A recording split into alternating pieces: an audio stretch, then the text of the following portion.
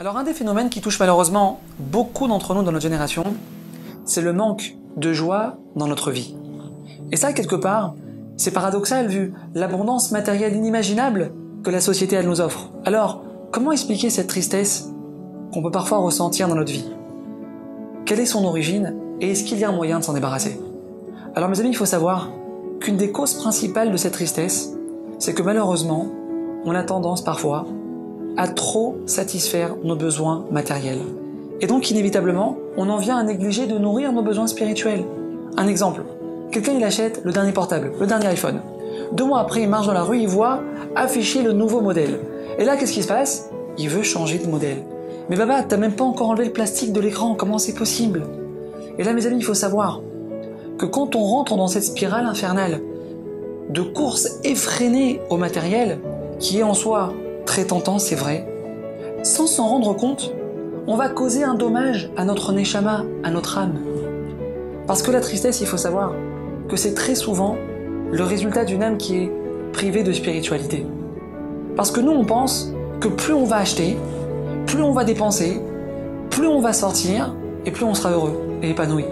Mais il faut savoir, mes amis, qu'un juif, ça marche pas comme ça. Dieu, il nous a donné une âme. Et l'âme qu'il nous a donnée, Dieu, elle ne peut pas se nourrir ni de la dernière Rolex, ni du dernier sac Vuitton, ni d'un voyage aux Seychelles.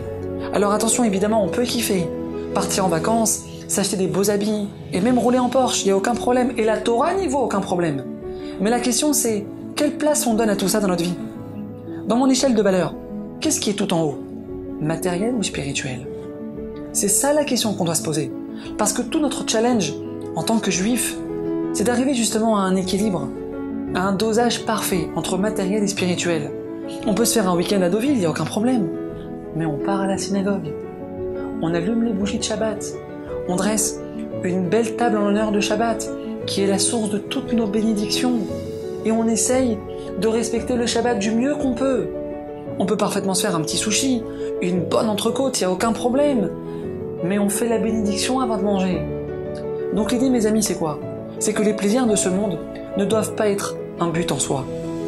Mais en réalité, c'est uniquement un moyen d'arriver à une certaine sérénité dans notre vie, pour mieux remplir notre mission sur Terre vis-à-vis de Dieu.